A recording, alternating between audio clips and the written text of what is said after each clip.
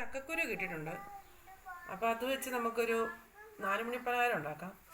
അധികം സാധനങ്ങളൊന്നും വേണ്ട. ചക്കക്കുരു പച്ചയ്ക്ക് തന്നെ നമ്മൾ മിക്സിയിൽ അടിച്ചെടുക്കണം. അത് നമുക്ക് പുറമേ കാണിക്കാം. അതിൽ നിന്ന് അടിച്ചെടുക്കട്ടെ ആദ്യം. അപ്പം നമ്മൾ ചക്കക്കുരു ജാറിനകത്തേക്ക് ആക്കിയിട്ട് കുറേശ്ശെ വെച്ച് നമ്മൾ അടിച്ചെടുക്കണം. പച്ചച്ചക്കക്കുരു കേട്ടോ. ഞാനിത് വേവിക്കുകയോ ഒന്നും ചെയ്തിട്ടില്ല. പച്ചയ്ക്ക് തന്നെ ഇത് പൊടിച്ചെടുക്കുവാണ്. ഇത് പൊടിച്ചെടുത്തിട്ട് വേണം ബാക്കിയുള്ള ചക്കക്കുരു കിട്ടിയിട്ടുണ്ട് നമുക്ക്. അപ്പോൾ അത് വെച്ച് നമുക്കൊരു 4 മണിപ്പലഹാരം ഉണ്ടാക്കാം. അധികം സാധനങ്ങളൊന്നും വേണ്ട. ചക്കക്കുരു പച്ചയ്ക്ക് തന്നെ നമ്മൾ മിക്സിയിൽ അടിച്ചെടുക്കണം. അത് നമുക്ക് പുറമേ കാണിക്കാം. അതിൽ നിന്ന് അടിച്ചെടുക്കട്ടെ ആദ്യം. അപ്പം നമ്മൾ ചക്കക്കുരു ജാറിനകത്തേക്ക് ആക്കിയിട്ട് കുറേശ്ശെ വെച്ച് നമ്മൾ അടിച്ചെടുക്കണം. പച്ചച്ചക്കക്കുരു കേട്ടോ. ഞാനിത് വേവിക്കുകയോ ഒന്നും ചെയ്തിട്ടില്ല. പച്ചയ്ക്ക് തന്നെ ഇത് പൊടിച്ചെടുക്കുവാണ്. ഇത് പൊടിച്ചെടുത്തിട്ട് വേണം ബാക്കിയുള്ള സാധനങ്ങളൊക്കെ ചേർത്തിട്ട് നമുക്ക് കുറച്ച് ചക്കക്കുരു ഇടുക. 10 ചക്കക്കുരു ഞാൻ എടുത്തിട്ടുള്ളൂ കേട്ടോ.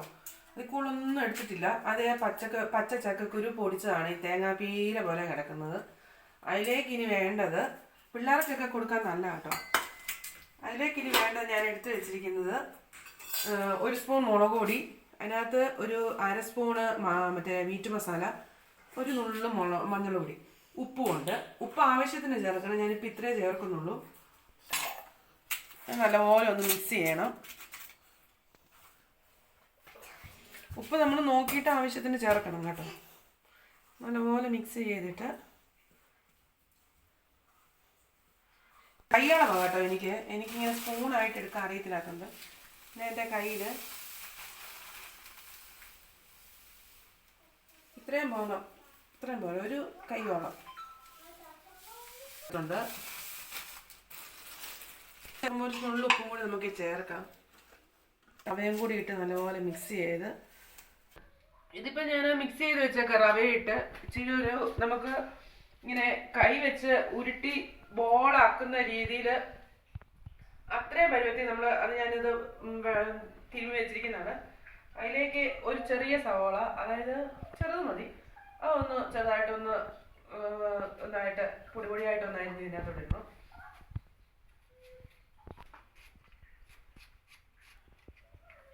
ഞാൻ ആദ്യമായിട്ട് ഉണ്ടാക്കുന്ന കേട്ടോ.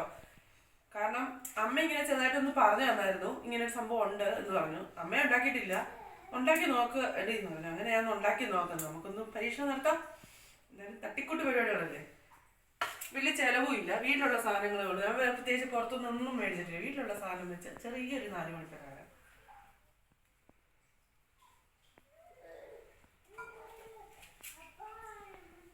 നല്ലപോലെ മിക്സാക്കി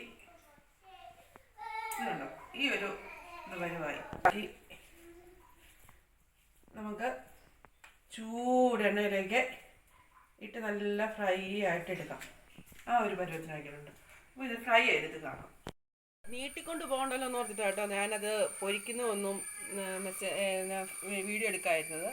ഇതാ ഞാൻ ഉണ്ടാക്കിയ എൻ്റെ ചക്കക്കുരു വെച്ചുള്ള സ്നാക്സ് ഒന്ന് മുറിച്ച് കാണിക്കാവേ. അതിന് സോസ് എടുത്തിട്ടുണ്ട്. പിന്നെ ഒരു ഡെക്കറേഷന് വേണ്ടിയിട്ട് 2 ദിവസമാണ് ക്യാരറ്റ്. ഞാനത് മുറിച്ച് കാണിക്കാവേ. അതിൻ്റെ ഉള്ളിലൊക്കെ കാണിക്കാവേ. ഇതുപോലെ ഇരിക്കും. കഴിച്ച് കാണിക്കാം. നമ്മൾ കട്ട്ലേറ്റൊക്കെ ഉണ്ടാക്കുന്നവർ അല്ലെങ്കിൽ പിന്നെ ചക്കക്കുരുവിൻ്റെ ടേസ്റ്റ് നല്ലപോലെ വരുന്നുണ്ട് കേട്ടോ. നല്ല ടേസ്റ്റാണ്. എല്ലാവരും ഒന്ന് ഉണ്ടാക്കി നോക്കണം, ട്രൈ ചെയ്ത് നോക്കണം. ഇനി വേറെ പുറത്തുനിന്നുള്ള സാധനമൊന്നുമില്ല. നമ്മുടെ ചക്കക്കുരു, അതിനകത്തോട്ട് മുളക് പൊടി, മഞ്ഞൾപ്പൊടി, മീറ്റ് മസാല, സവോള, പിന്നെ കുറച്ച് റവയും കൂടി ഇട്ട് മിക്സ് ചെയ്തു. അത് നമ്മളൊരു പരുവത്തിലാക്കിയെടുത്ത് മിക്സ് ചെയ്തിട്ട് ചൂടെണ്ണയ്ക്കകത്തോട്ടിട്ട് പൊരിച്ചെടുത്തു. അത്രേ ഉള്ളൂ. സോസൊക്കെ കൂട്ടി കഴിക്കാൻ നല്ല ടേസ്റ്റാണ്. എല്ലാവരും ഒന്ന് ട്രൈ ചെയ്യണം കേട്ടോ. ട്രൈ ചെയ്തിട്ട് അഭിപ്രായം പറയണം.